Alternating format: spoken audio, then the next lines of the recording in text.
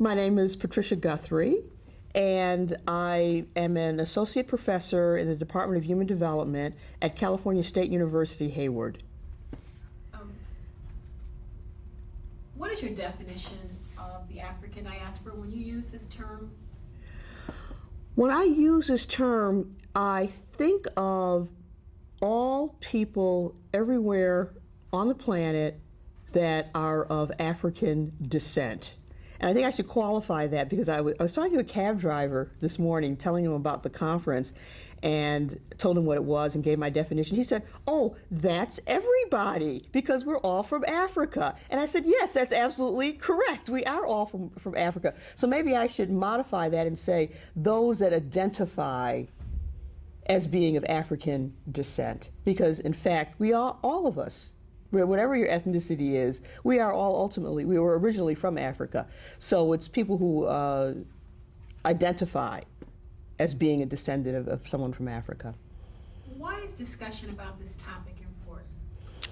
Oh, I think it's crucial right now because we live in a global economy, a cross-cultural society, that we're much closer economically and in terms of technology, and we need to know who we are. We need to touch base with each other. And also, I mean, I'm an educator. From the point of view of education, we have been denied that part of our history. For many people, African Americans in the United States, for example, we spent a lot of time looking at Africa, which is of course central to all of this, but we don't really talk in schools. We don't have classes. We don't teach young people that the slave trade just didn't happen in the United States, but it was all over the Americas, all over the Americas, that lots and lots of people from Africa are in South America, are in the islands, are all over this hemisphere, and we share that common history. How does this focus, though, on the concept of diaspora differ from traditional African American studies, if indeed you think that it does?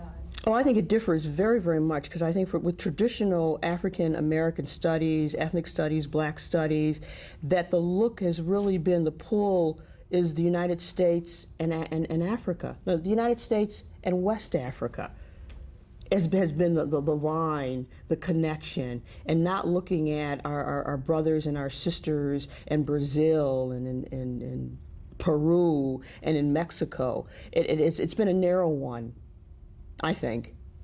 Is this primarily or merely a discussion about race, or is it about other issues like culture or politics?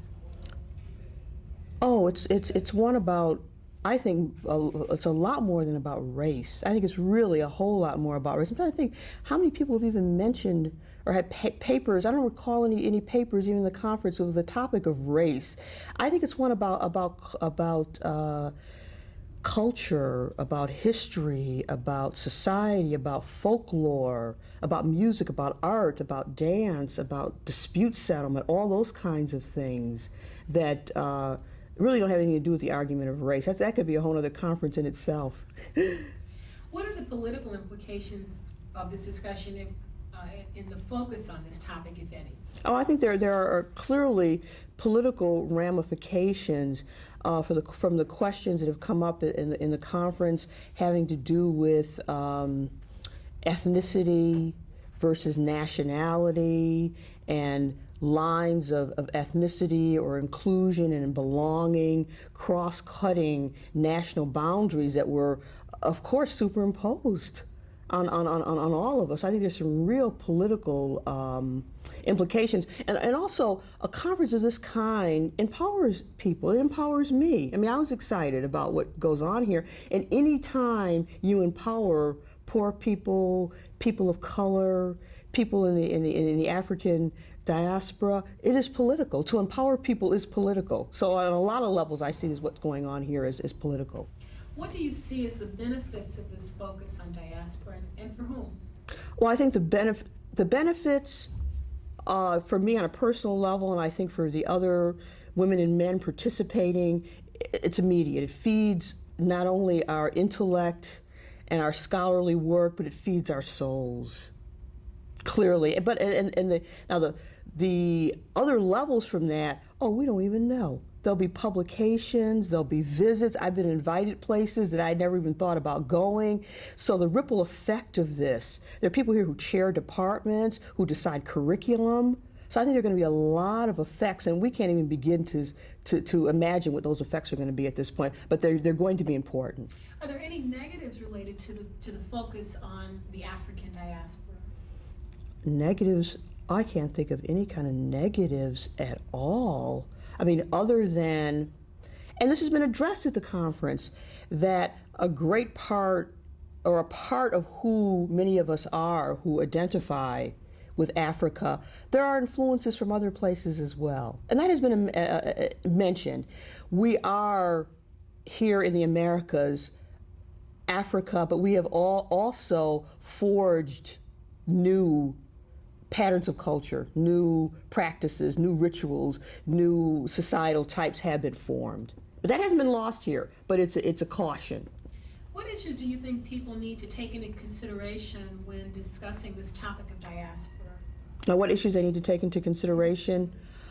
One of the papers that I heard from a brother from South America talked about this. So many times we will focus on what is obvious, like music, like dance, because we can see them. We can say, oh yes, that sound, I heard that sound when I was in Senegal, or oh yes, that sound is like Ghana.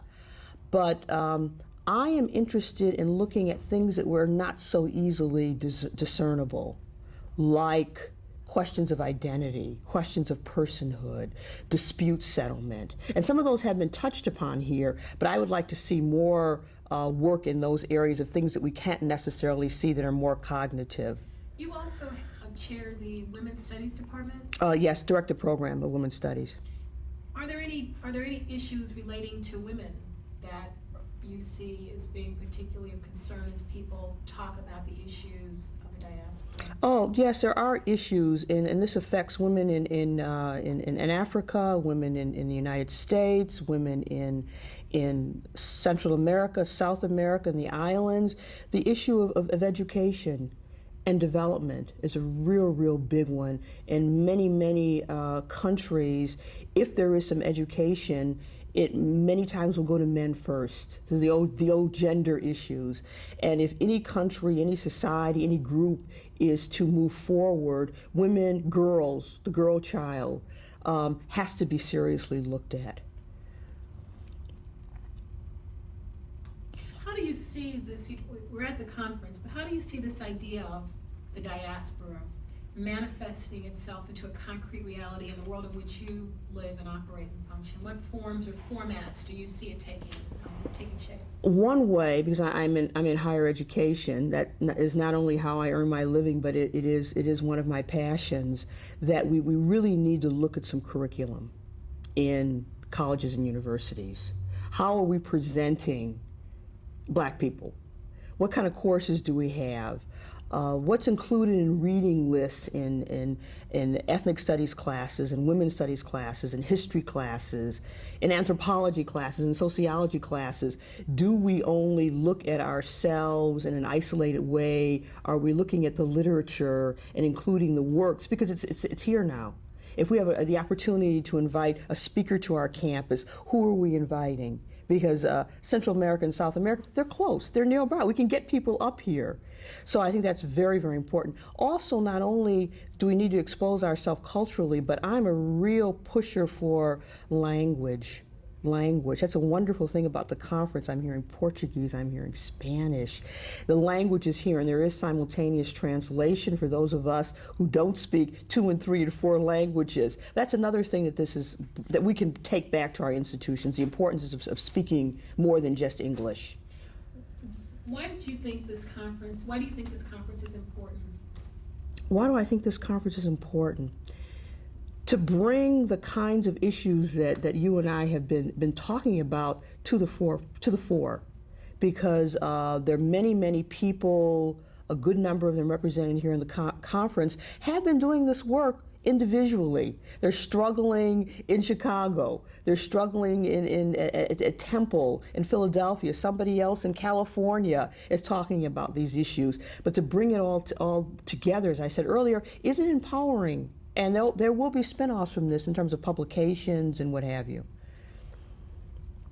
There's been much talk about this issue of self-definition, self-affirmation. How important is this idea of self-definition and self-affirmation? I think it's crucial. If we cannot affirm for ourselves who we are now and who we were historically, then what are we? We're somebody else's creation. We're somebody else's imagination. We're somebody else's nightmare. But we have to define who we are for each other. How does focusing on the issue of the African diaspora tie into this idea of self-definition, self-affirmation? Because that is, in fact, in the broader sense, who we are. And if I share a biology, a culture, an ideology with people in the diaspora, then our definition is intimately involved we're involved with one another. Would you talk a little bit about the work that you've been doing in the Sea Islands, and how does it tie into this issue of concept of the African diaspora? How my own work ties in. For the last 20 years, I've been sorting out, writing, lecturing on how people in the Sea Islands have defined what it means to be a person. And I believe the Sea Islands are where? The Sea Islands are located off the coast of South Carolina, off the coast of Georgia, and the very, very tip of Florida. There are approximately 1,000 islands. Only the larger ones are inhabited by, there are white people there, African Americans, and now we have a number of people from the tourist industry and resort work have moved in. Outsiders of all kinds of people have moved in. The group that I've looked at are descendants of slaves, African Americans. And I've worked with Sea Islanders, specifically on St. Helena, due east of beautiful Beaufort, South Carolina, on what it means to belong, what it means to be a full person in that society. And I believe what I'm looking at was a mechanism developed during slavery for people who were, of course, brought here against their will. How do you then give the meaning of belonging, the sense of personhood, to people who have been stripped of kinship ties, marriage ties, the usual things that give people their place in society? And why I'm interested in the conference and what went on here, I believe what I have documented, how you become a person, how disputes are resolved, what goes on in terms of religion, I don't think it's unique to St. Helena. And when I spoke here, a couple people have come up to me and says, "Oh yeah, that reminds me of what happened in Ghana," or "That really reminds me of what happened in my home country in South America." So there are, and that's what I want to continue to do, is look for other evidences of how we define what it means to be a full right and duty-bearing person in other areas of the Americas. What do you see as some of the things that connect Black people from around the world? It's something inside of us that we carry in our soul, and it's, I think in many ways, an ideology, a worldview. It's not something that we can necessarily put our fingers on. And I think it's a shared appreciation of who we are and where we came from.